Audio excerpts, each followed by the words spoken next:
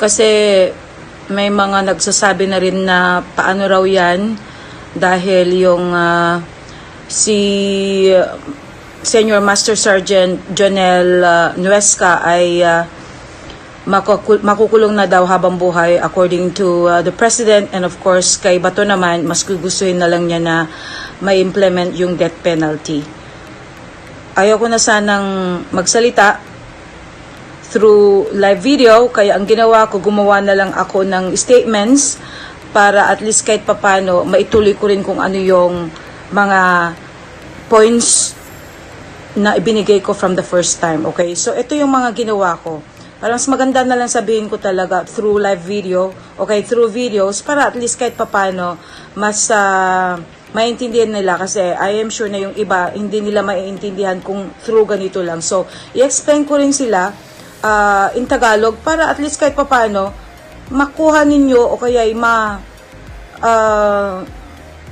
kahit papano, kahit konting pangunawa man lang na ano ba talaga ang talagang tinutumpog ko dito. Kasi obviously walang nakaintindi kung bakit ako pumanig sa pulis, okay? So ito yung inilay ko dito, Mystica's cross-examination, retarlac shooting. Kailangan talaga na may mag-cross-examine din. Katulad sa korte, di ba ginagawa yung cross-examination na bago mo sampahan na, okay, bago mo bigyan talaga ng final judgment ng isang tao, meron pa rin ginagawang cross-examination. Hindi man ako isang lawyer, hindi man ako isang judge, pero bilang mamamayan na na-involve na rin, since na nakapagsalita na ako for the first time noon kung ano yung nasa utak ko, kung ano yung pananaw ko, and then I really have to make sure na ipagpatuloy ko ito. Otherwise, it will just come to an end na, so, ano ngayon? O, di ba? Mas maganda yung kung ano yung umpisahan ko, pangatawanan ko, until maintindihan ng mga tao. Ngayon, kung hindi nila naintindihan kung ano yung mga points ko, then I don't care. Sorry. Pati tuloy ako na enggan yung gamitin yung word na yon, pero it's just a joke, okay? Ang mahirap kasi baka mamaya, every time na meron ng rumiresponde sa ating mga kapulisan, yun na yung laging ibibigay na sagot ng mga pasaway. O, di ba? Gugustuhin nyo ba yung ganon? Okay, so since everybody's thinking na si Master Sergeant Jonel Nuesca is isang criminal, pero para sa akin, Police Senior Master Sergeant Jonel Nuesca is not a criminal. He is a civil hero. Ngayon malalaman, talagang prinovoke siya para bumalik at para i-video ang lahat. And then, of course, ang kanilang idea of videoing it is para inisin, iritahin, at kung ano man ang mga pangyayari, then sino nag-akala na hahantong pala sa kamatayan ng dalawa, yung mag-ina. Okay? So, hindi natin alam na kung minsan, yung paghahamon natin, yung pag-iirita natin, yung pagpo-provoke natin, hindi natin alam kung ano yung susunod na pangyayari. Alright? Okay, ito yung facts. Okay? Ito yung mga pangyayari na hindi nakikita ng lahat. Siguro ako lang nakikita. I am sure na there's a lot of people din na nakakita, pero hindi lang sila makapagsalita kasi takot silang mabas or just takot silang magsalita. Alright? The isolated incident that happened in Tarlac started over initiating boga. And this boga is explosive by Frank Gregorio along with his family, o kung sino-sino pa yung mga nandun. The impact and effect of the explosive bamboo cannon, kasi nag-search ako, ano ba talaga ang boga? Ang nakakita ko doon is bamboo cannon. Pero if it was made in a different kind of material, well, siguro ginawa na lang nila yon, parang nag-improvise na lang sila para isang boga rin ang kalalabasan. Okay? Pero ang boga, when I research sa internet, ito yung bamboo cannon na noong panahon pa ng mga kauna-unahang mga tao, yun ang ginagamit nila para gawing explosive. Okay? So, Master Sergeant Jonel Nuesca, although at that time was off duty, yeah, everybody knows off duty, very obvious, paalis na sila. Okay? Ewan ko lang kung nakita ninyo kung ano yung nakita ko. May video ako na paalis na sila at that time. Talagang pabalik na sila sa bahay nila. And then sila yung Nagsabi na yung video, ganun, ganyan.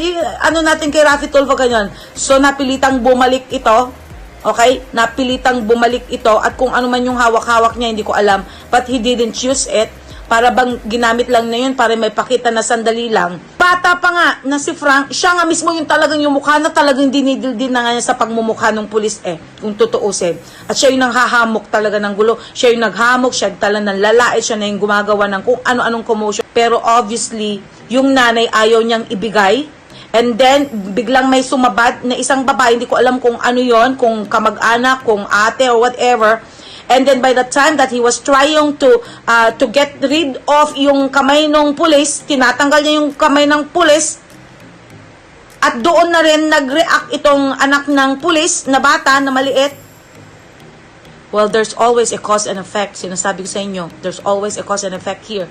Pero kung gago talagang pulis na to, dapat sinapak na lang niya. Isang sapak lang, isang sampal na, isang suntok lang para ma-release na nung kamay nung babae. But he didn't do it. He was still trying na i-move siya o kaya i-push siya, pero wala rin siyang nagawa, di ba?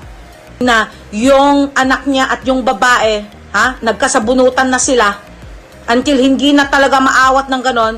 Doon nakita na una, nagbunot na siya ng baril pero hindi niya ginamit. Bakit? Kasi yung tinatawag na pagtitimpi. Words, I don't care, coming from Mother Sonia's mouth as an answer to the statement that my father's a policeman from Nuestra's daughter is the cause of his action to pull the trigger due to his moral, professional, mental, emotional, and psychological injury. O ibig sabihin, kahit word ito, alam natin sa Biblia, kahit yung babae, meron siyang bayag. Diba? Ganun yun. Kaya kung sino man nagtanggal ng trabaho doon sa ano, I would say, how dare you? Shame on you. Yun lang masasabi ko. Tingnan mo muna kung ano ang pangyayari. Kaya mo ang pumesto para i-video sila, para do ibigay kay putang inang Raffy Tulfo din, na wala siyang ginawa kundi, wow, ginagawa niya ito na parang show lang, para lang siya kumita ng pera, katulad yung ginawa niya sa akin. Biro mo, mas masahol pa nga kung sinong dapat bitayin dito siya. Bakit? Kasi pinugutan na niya ako ng karapatan para ako ay magsalita. Hindi lang yon, hindi pa sapat yun, kundi sinabihan pa mga tao na do not listen to her kasi siya nga ay isang baliw. Tingnan mo, siya dapat ang mabitay. But, natural. Alam natin kung ano nangyari, di ba? What a shame. Kaya ko sinasabi na ito ay isang hero. Ginawa niya ito hindi lang para sa kanyang sarili. Ginawa niya ito para sa buong kapulisan. At kung hindi niyo naintindihan yon, pues, I am sure na every time na magre-responde na ngayon ng mga pulis, sasabihin na lang ang mga pasaway na katulad itong mag-ina na to o kung sino-sino pa yung mga nandun na involved. Sasabihin na lang every time na I don't care. O, tingnan nyo. Pablo ako kasi 'di ba sabi ko nakararating yung anak ko kasi that time may binili siya, inutusan ko pagkatapos napadaan siya doon sa nagbebenta ng mango shake at malapit doon sa mga policemen doon sa mga tumulong sa akin noon, pinuntahan namin. So nagkataon na kararating yung isang police mobile pagkatapos itong tatlong mga babae, inantay na lang nila makababa sila para pumunta na doon sa sa kanilang station. Pagkatapos biglang may isang nagsalita sa kanila na my father is a policeman. So bigla sila nagtingin ng lahat and then all of a sudden may nagsabing I don't care o di ba? Ngayon binubuli ng mga pulis. Kung pinaubaya ito at talagang idiniin o kaya talagang pinaurusan habang buhay ito. So ibig sabihin, habang buhay na rin natitiisin ng mga pulis na gano'n na lang yung pambubuli sa kanila at wala man lang silang magawa. Kasi nga naman, nakapanig na ngayon ang madlang people doon sa mga pasaway. Well, hindi lang dito nagtatapos. I am sure na kung ipapaubaya lang ito at makalusot, at mismo yung pulis ang talagang ididiin, well, I am sure na malayang-malaya din lahat ang namambuli para sa ating mga kapulisan. So, ganun ba ang gusto ninyo na maglalakad sa harapan ninyo yung mga pulis na wala ng bayag. At they can not just do anything dahil nga sa ipinairal yung sinasabi nila na maximum tolerance. Pero hanggat andyan pa rin yung mga pulis na hindi sumasang-ayon sa ganyang patakaran, I am sure marami pa ulit mamamatay. At marami pa ulit magiging katulad ni Master Sergeant Jonel Nuesca dahil ayaw nila na habang buhay na lang silang maibubuli later na wala silang bayag. Yun lang yun.